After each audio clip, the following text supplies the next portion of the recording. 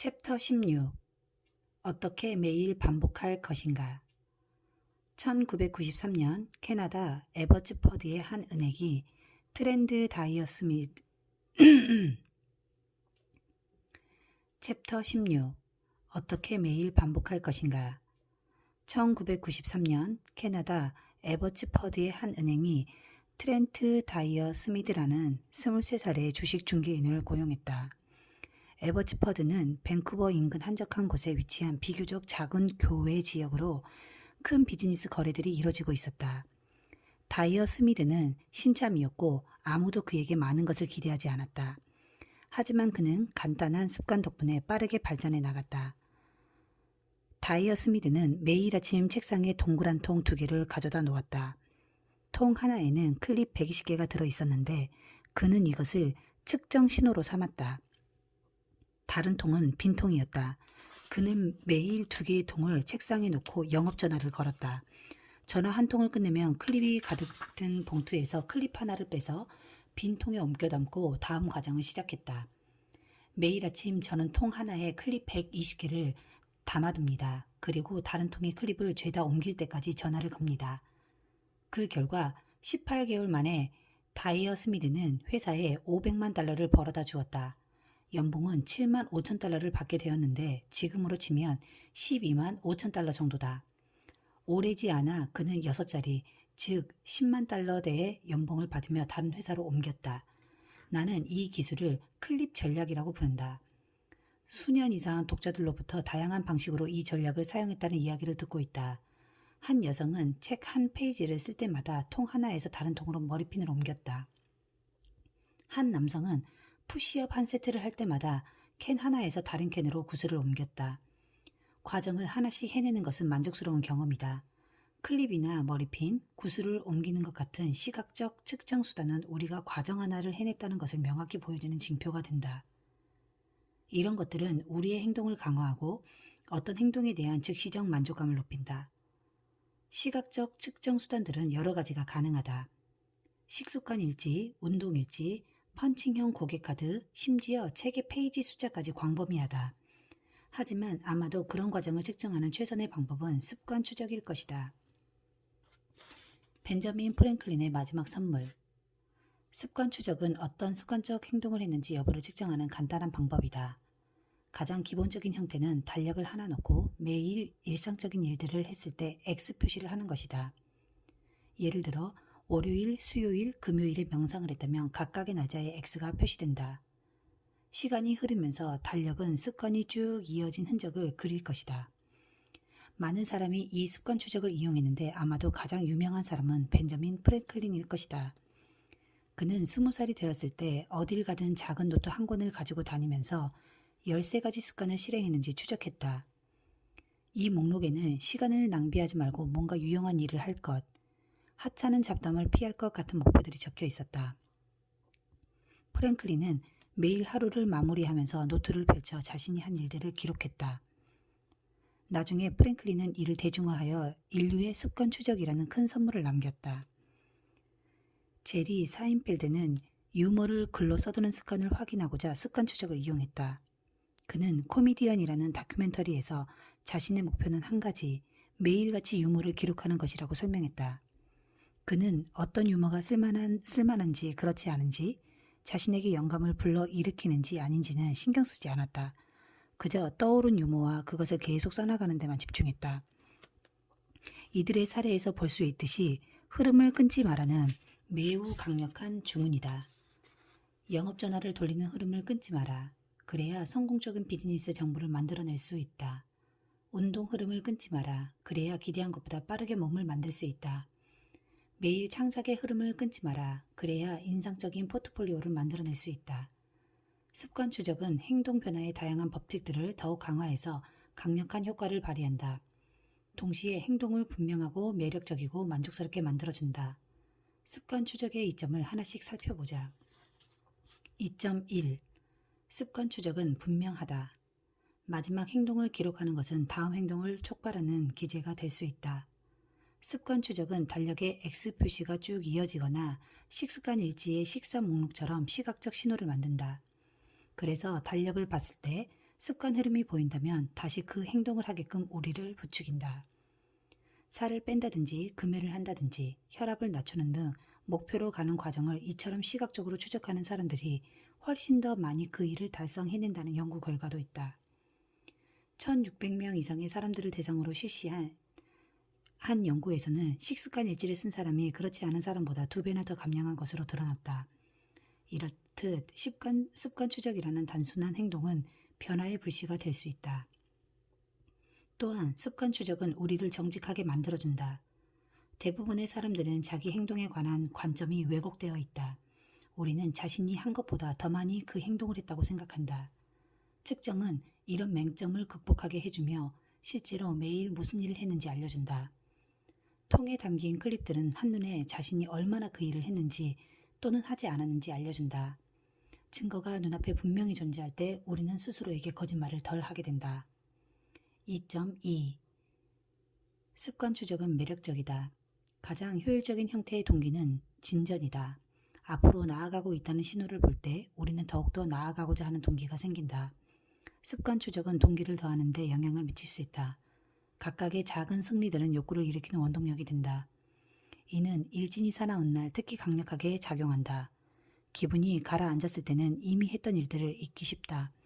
그러나 습관 추적은 자신이 그동안 열심히 해왔다는 시각적 증거를 제공한다.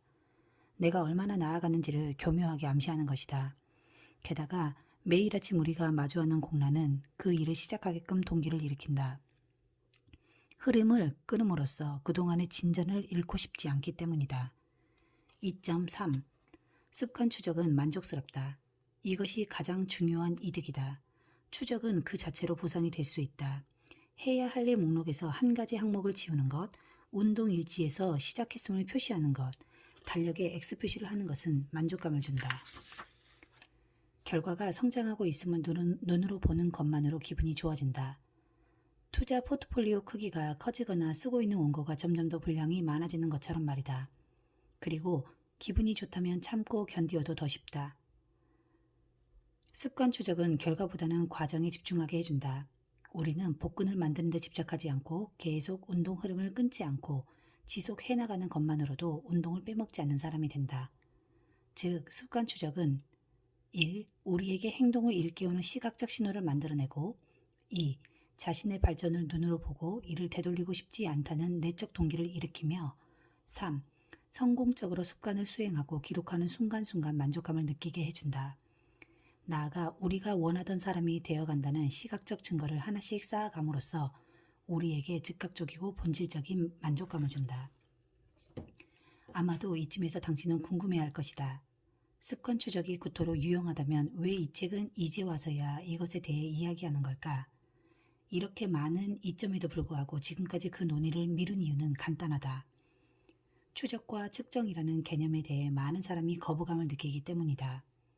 습관을 추적한다고 하면 우리가 세우려고 시도하는 습관과 그 습관을 추적하는 습관, 두 가지를 모두 고려해야 하기에 결국 부담스러운 일이 될 수 있다. 다이어트를 하는 것이 힘들어질 때는 칼로리 계산이 번거롭게 느껴진다. 영업전화를 모두 기록하는 것은 지루한 일이다. 그보다는 덜 먹을 테야, 더 열심히 할 테야, 그걸 하는 걸 잊지 말아야지와 같이 말하는 게 더 쉽게 느껴진다. 그래서 사람들은 내게 이렇게 말한다. 결심일지를 만들었는데 그걸 계속 사용하길 바라야죠. 일주일 동안 운동하는 걸 기록했는데 그러고 그만뒀어요. 나 역시 그랬다. 내가 섭취한 칼로리를 추적하기 위해 식사일지를 썼던 적이 있다. 나는 가까스로 한 끼를 적고는 포기했다. 추적은 모든 사람이 할 필요도 없고 삶 전체를 측정할 필요도 없다. 하지만 누구나 추적을 통해 큰 효과를 얻을 수 있다. 그것이 아주 일시적이라 할지라도 말이다. 그렇다면 어떻게 해야 더 쉽게 추적할 수 있을까? 먼저 가능하다면 언제든 측정할 수 있도록 추적이 자동적으로 이루어져야 한다.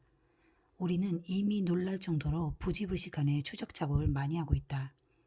신용카드 명세서에는 우리가 얼마나 외식을 자주 했는지가 기록돼 있다. 핏빛 앱과 시계는 우리가 하루에 몇 번이나 걸었는지, 얼마나 잠을 잤는지를 기록한다.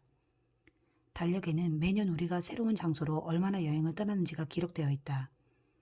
일단 이런 기록을 찾아냈다면 매주 또는 매달 달력에 추가로 기록해 복귀하면 매일 추적하는 것보다 훨씬 실용적이다. 모든 시스템이 갖춰졌다면 당신은 중요한 습관 하나만 추적하면 된다. 산발적으로 10가지 습관을 추적하는 것보다는 한 가지 습관을 지속적으로 추적하는 편이 더 낫다. 마지막으로 습관을 실행하고 나서 즉시 측정한 값을 그때그때 기록한다. 행동이 완료된다는 것은 이를 기록해야 한다는 신호다. 그러면 앞서 언급했던 습관 쌓기 방법과 습관 추적을 다음과 같이 조합할 수 있다. 습관 쌓기 더하기 습관 추적은 현재의 습관을 하고 나서 습관을 추적할 것이다. 영업전화를 끊고 나서 빈통에 클립 하나를 넣을 것이다. 체육관에서 운동 한 세트를 마치고 나서 운동 일지에 기록할 것이다. 식기세척기 안에 접시를 넣고 나서 내가 먹은 것을 기록할 것이다. 이런 전략들은 습관을 추적하기 쉽게 해준다. 습관을 기록하는 걸 즐기지 않는 사람이라도 몇 주 동안 측정을 하면서 통찰이 생기는 것을 발견할 것이다. 자신이 실제로 어떻게 시간을 사용하고 있는지를 확인하는 일은 늘 흥미롭다. 모든 습관의 흔적은 종국에는 어느 한 지점에 이른다. 그리고 중요한 건 측정값 하나하나보다 습관을 궤도로 올리기 위한 좋은 계획을 세우는 것이다. 습관은 두 번째 실수에서 무너진다. 인생은 필연적으로 어느 시점에서 습관을 유지하는 것을 방해한다. 완벽하기란 불가능하다. 오래지 않아 긴급 상황이 튀어나온다. 몸이 아플 수도, 출장을 가야 할 수도, 가족이 내 시간을 잡아먹을 수도 있다. 이런 일들이 일어나면 나는 간단한 법칙 하나를 마음속에 떠올린다. 절대로 2번은 거르지 않는다는 법칙이다.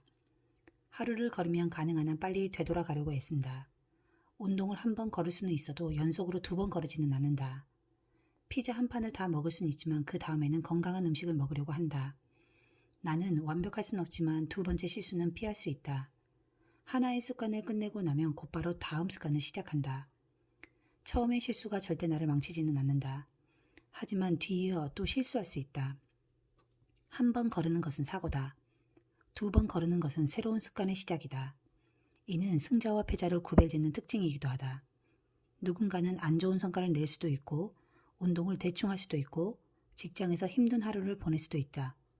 하지만 성공한 사람들은 실패했을 때 빨리 되돌아온다. 빨리 회복한다면 습관이 무너진 것은 중요하지 않다.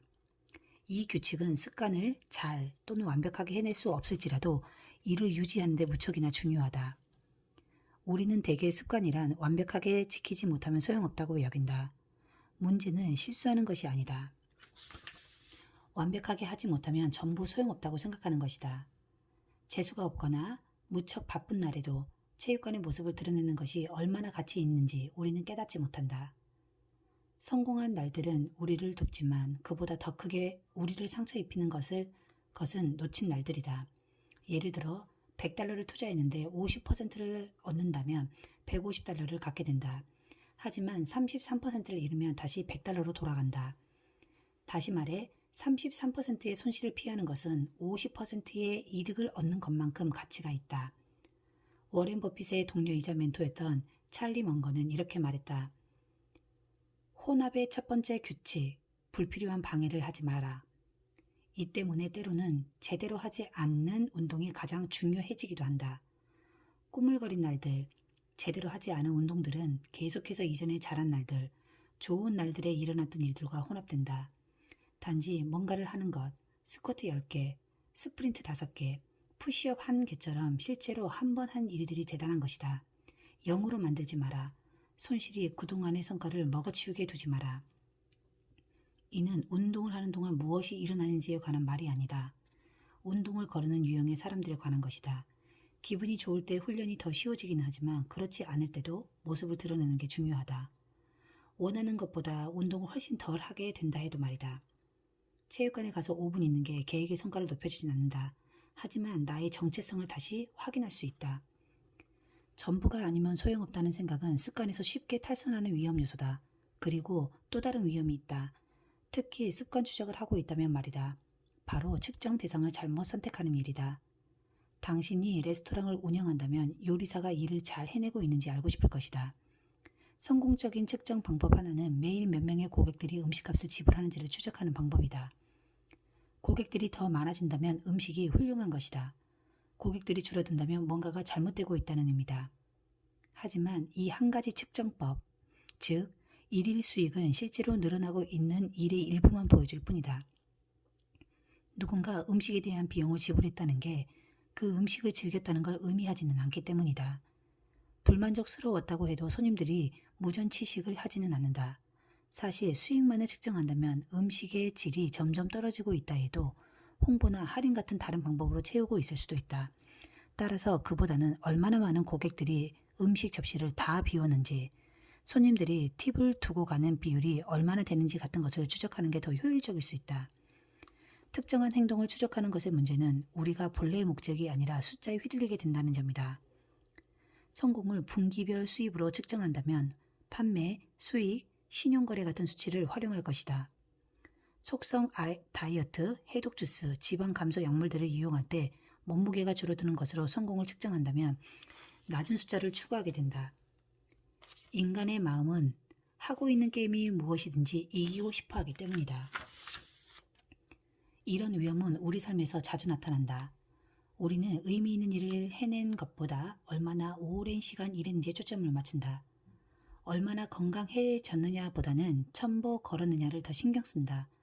배움, 호기심, 비판적 사고를 강조하기보다는 규격화된 시험을 위한 교육을 한다. 우리는 측정할 수 있는 것을 믿는다. 문제는 잘못된 측정 도구를 선택했을 때 잘못된 행동을 하게 된다는 점이다. 굿 하트의 법칙이 이를 설명한다. 경제학자 찰스 굿 하트는 이렇게 말했다. 측정이 목표가 되면 잘 측정하지 못하게 된다. 측정은 안내자로서 큰 그림의 맥락을 부여할 때만 유용하다. 여기에 사로잡혀서는 안 된다. 숫자 하나하나는 전체 시스템 속에서 피드백을 받은 낱낱의 조각들일 뿐이다. 데이터가 주도하는 세상에서 우리는 숫자를 과대평가하는 한편 수명이 짧고 소프트웨어적이고 수량화하기 어려운 것들의 가치를 폄하한다. 세상에는 측정 가능한 요소들만이 존재한다고 생각한다. 하지만 뭔가 측정할 수 있다고 해서 그것이 중요하다는 의미는 아니다. 정리하면 습관 추적은 적절한 방식으로 이루어져야 한다. 습관을 기록하고 자신의 발전 상태를 추적하는 것이 만족스러울 수 있지만 측정만 중요한 것은 아니다. 발전 상태를 측정하는 많은 방법이 있고 때로는 그것이 완전히 다른 무언가로 우리의 시선을 돌릴 수도 있다. 체중을 재지 않는 다이어트법이 체중 감소에 효율적일 수 있는 이유가 여기에 있다. 저울 눈금이 바뀌지 않는데 숫자에 집중한다면 다이어트의 동기가 무뎌질 것이다. 하지만 우리는 숫자 외에도 피부가 좀 더 좋아 보인다든지 일찍 일어난다든지 성욕이 올라갔다든지 등을 느낄 수도 있다. 이 모든 것이 자신의 발전상을 측정하는 유효한 방식들이다. 체중계 숫자가 동기를 자극하지 못한다면 다른 측정 수단을 살펴볼 때다. 발전의 신호를 더욱 잘 보여주는 것으로 찾아야 한다. 자신의 발전을 어떻게 측정하느냐는 중요하지 않다. 습관 추적은 우리의 습관을 더욱 만족스럽게 만들어주는 간단한 방법이다. 각각의 측정들은 우리가 올바른 방향으로 움직이고 있다는 걸 알려주는 자잘한 증거 조각들로 어떤 일을 잘 완수해냈다는 즉시적 만족감을 안겨준다. 서머리. 우리가 가장 큰 만족감을 느끼는 순간은 과정을 해내고 있다는 느낌을 받을 때다. 습관 추적은 우리가 습관을 이행했다는 걸 간단하게 측정할 수 있는 방법이다. 예를 들어 달력에 X 표시를 하는 것, 매일 걸음수를 확인하는 것 등이 있다. 습관 추적이나 여러 시각적 측정 수단들은 어떤 일의 과정을 분명히 보여줌으로써 습관에 대한 만족감을 높인다. 실패의 연쇄 작용을 끊어라. 습관이 계속 작동하도록 노력하라. 2번 거르지 마라. 하루 걸렀다면 가급적 빨리 궤도로 되돌아가라. 챕터 17. 누군가 당신을 지켜보고 있다. 협상학의 대가 로저 피셔는 제2차 세계대전에 조종사로 참전한 후 하버드 로스쿨에 입학했다. 이후 34년간 협상 및 갈등 관리 분야의 전문가로 활동하면서 하버드 협상 프로젝트의 기반을 세웠고 평화 결의안, 인질 협상, 외교적 절충 등의 분야에서 수많은 국가 및 세계 지도자들과 함께 일했다. 하지만 1970년대와 1980년대에 핵 전쟁 위협이 커지면서 그는 흥미로운 개념 하나를 생각해냈다. 피셔는 핵 전쟁을 방지할 수 있는 전략들을 고안하다 문제가 되는 사실 하나를 알아차렸다. 현직 대통령은 수백만 명을 죽일 수 있는 암호를 게시하는 데 접근할 수 있는 권한을 가지고 있지만 실제로 누군가가 죽는 것을 절대 보지 못한다는 사실이었다. 핵폭탄이 떨어져도 대통령은 늘 현장에서 수천 킬로미터 떨어진 곳에 있을 것이다. 1981년에 그는 이렇게 썼다. 나는 무척 간단한 제안을 했다.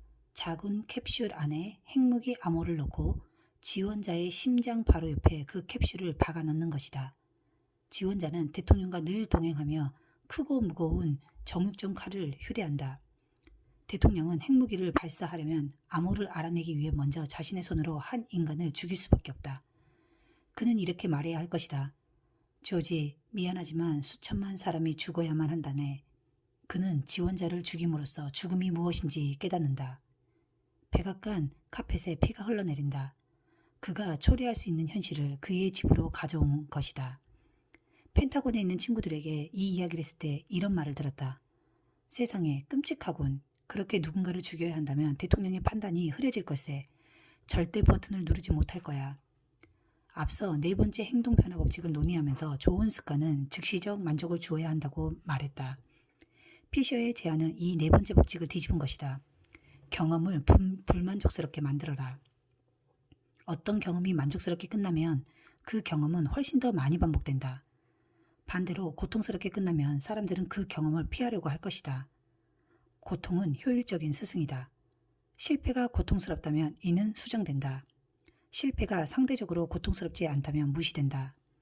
실수가 즉각적이고 비용이 들수록 거기서 더 빨리 배울 수 있다.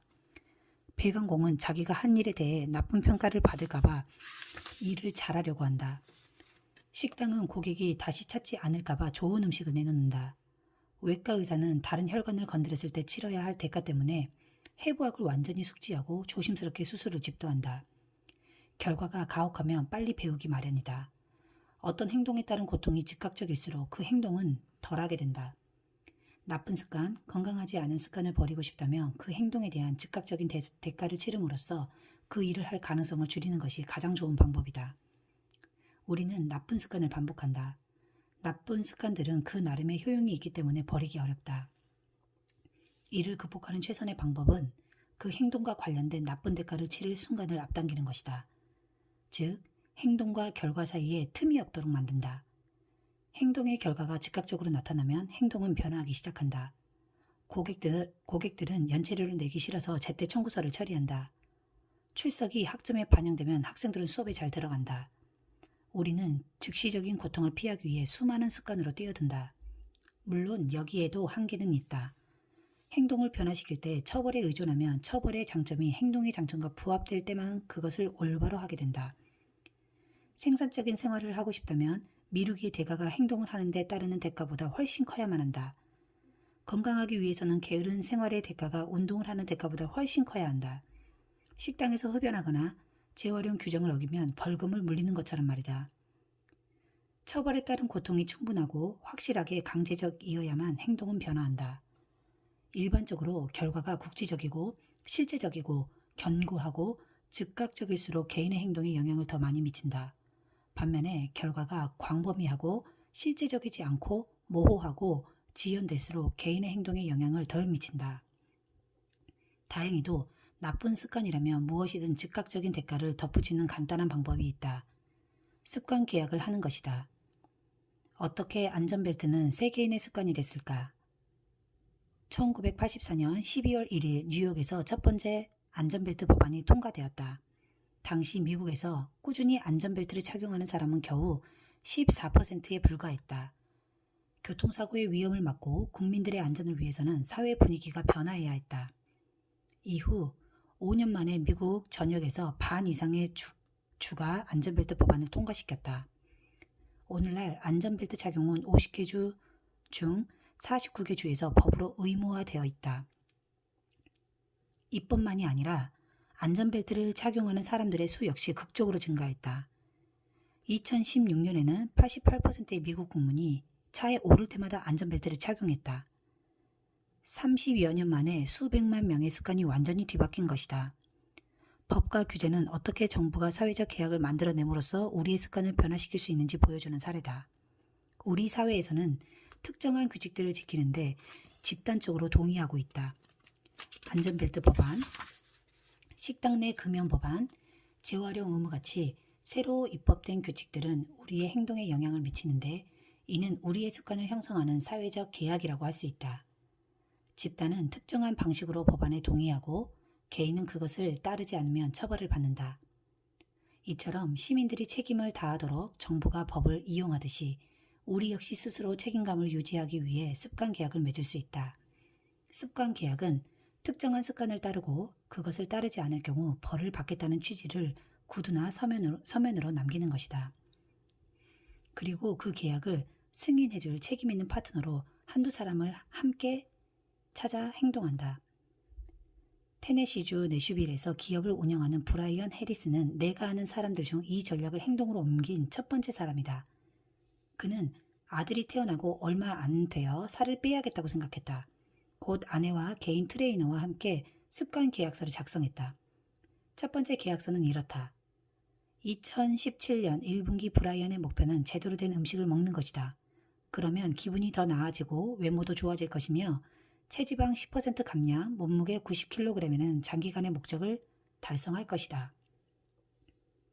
이 계약서 아래에는 이상적인 결과를 얻기 위한 다음과 같은 지침이 쓰여 있다. 1단계 1분기에는 엄격한 탄수화물 제한 다이어트법을 시행한다. 2단계 2분기에는 다양한 영양소를 섭취하고 추적하는 프로그램을 시작한다. 3단계 3분기에는 세부적인 다이어트 방법과 운동 프로그램을 개선하고 유지한다. 마지막으로 그는 매일 먹은 음식과 몸무게를 기록해서 목표에 도달하는 과정을 추적하기로 했다. 만약에 실패한다면 자신이 받을 처벌들을 쭉 적었다. 브라이언이 이 두 가지 항목을 따르지 않는다면 그에 따른 결과는 다음과 같다. 남은 분기 동안 주중 매일 그리고 매주 일요일 오전에 옷을 차려 입는다. 이 말인즉 브라이언이 좋아하는 청바지, 티셔츠, 후드 티셔츠나 반바지를 입지 못한다는 것이다. 또한 음식 기록하는 걸 하루 빼먹으면 트레이너 조이에게 $200를 지급한다.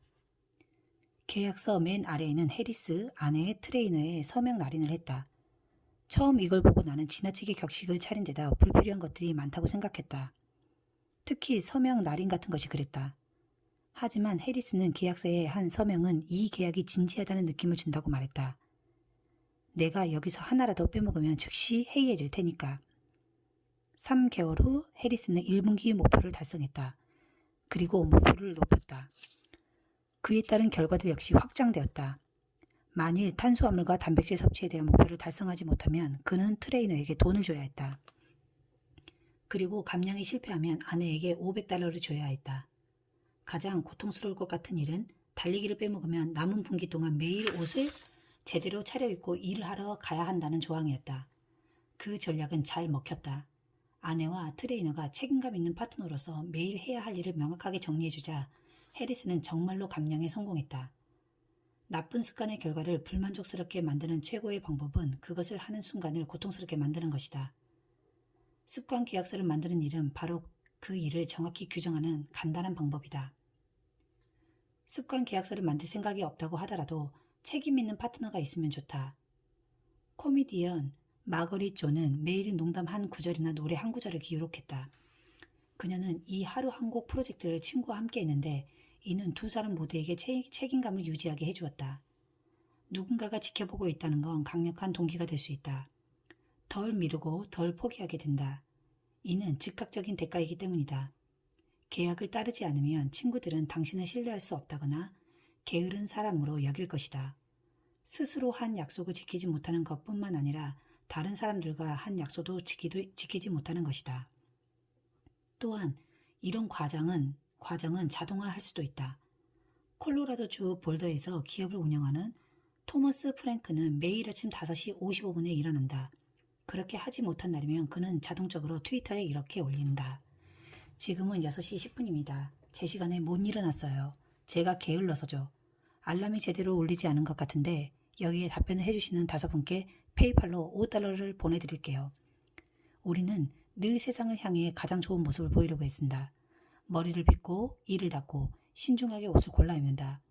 이런 습관들이 사람들의 긍정적인 반응을 이끌어낸다는 걸 알기 때문이다. 뛰어난 성적을 얻고 좋은 학교를 졸업하고 싶어하는 것은 잠재적 고용주들과 동료, 친구, 가족에게 좋은 인상을 주고 싶어서다. 우리는 주변 사람들의 의견에 신경 쓴다. 다른 사람이 어떻게 생각하는지 알면 그에 맞춰 현명하게 행동할 수 있기 때문이다. 그래서 만약 지키고 싶은 습관이 있다면 파트너와 함께하거나 습관 계약서를 쓰는 것이 큰 도움이 된다. 서머리. 네 번째 행동 변화 법칙은 불만족스럽게 만들어라다. 나쁜 습관의 경험이 고통스럽거나 불만족스럽다면 덜 반복하게 된다. 습관 계약은 어떤 행동의 사회적 대가를 치르게 하는 방식이다. 약속을 어겼을 때 그 대가는 공적이고 고통을 주는 것이어야 한다. 누군가가 자신을 지켜보는 것은 강한 동기가 될 수 있다. 좋은 습관을 만드는 법. 첫 번째 법칙. 분명하게 만들어라. 1. 습관 점수표를 활용하라. 현재 습관을 써보고 그것들을 인식하라. 2. 실행 의도를 이용하라. 나는 언제, 어디서 어떤 행동을 할 것이다. 3. 습관 쌓기를 이용하라. 현재의 습관을 하고 나서 새로운 습관을 할 것이다. 4. 환경을 디자인하라. 좋은 습관의 신호를 분명하게 눈에 보이게 만들어라. 두 번째 법칙. 매력적으로 만들어라. 1. 유혹무기를 이용하라. 하고 싶은 행동을 해야 하는 행동과 짝지어라. 2. 당신이 원하는 행동이 일반적인 집단에 들어가라. 3. 동기부여 의식을 만들어라. 어려운 습관을 행동으로 옮기기 직전에 좋아하는 뭔가를 하라. 세 번째 법칙. 하기 쉽게 만들어라. 1. 마찰을 줄여라. 당신과 좋은 습관 사이의 단계들을 줄여라. 2. 환경을 갖춰라. 좋은 습관이 더 일어나기 쉽게 환경을 준비하라. 3. 결정적 순간을 완전히 체득하라. 거대한 영향을 가져올 작은 선택들을 강화하라. 4. 2분 규칙을 이용하라. 2분 또는 그 이하로 실행할 수 있을 때까지 습관을 축소하라. 5. 습관을 자동화하라. 미래 행동을 이끌어내는 기술과 장치에 투자하라. 네 번째 법칙. 만족스럽게 만들어라. 1. 강화 요인을 이용하라. 습관을 완수하면 즉시 스스로 보상하라. 2. 아무것도 하지 않는 것을 즐겨라. 나쁜 습관을 피할 수 있는 방법을 고안하라. 3. 습관 추적을 하라. 습관 추적을 계속하고 흐름을 깨뜨리지 마라. 4. 2번 거르지 마라. 한 번 걸렸을 때 즉시 궤도로 돌아가라. 나쁜 습관을 버리는 법. 첫 번째 법칙. 보이지 않게 만들어라. 신호에 노출되는 횟수를 줄여라. 주변 환경에서 나쁜 습관을 유발하는 신호를 제거하라. 두 번째 법칙. 매력적이지 않게 만들어라. 1. 마인드세트를 재구축하라. 나쁜 습관을 피했을 때 얻을 이득에 초점을 맞춰라. 세 번째 법칙. 하기 어렵게 만들어라. 1. 마찰을 증가시켜라. 당신과 나쁜 습관 사이의 단계들을 늘려라. 2. 이행장치를 이용하라. 당신에게 이득이 될 습관으로 미래 선택들을 제한하라. 네 번째 법칙. 불만족스러운 것으로 만들어라. 1. 책임감 있는 파트너를 찾아라. 누군가에게 당신의 행동을 감시해달라고 부탁하라. 2. 습관 계약을 하라. 나쁜 습관의 대가를 공적이고 고통스러운 것으로 만들어라.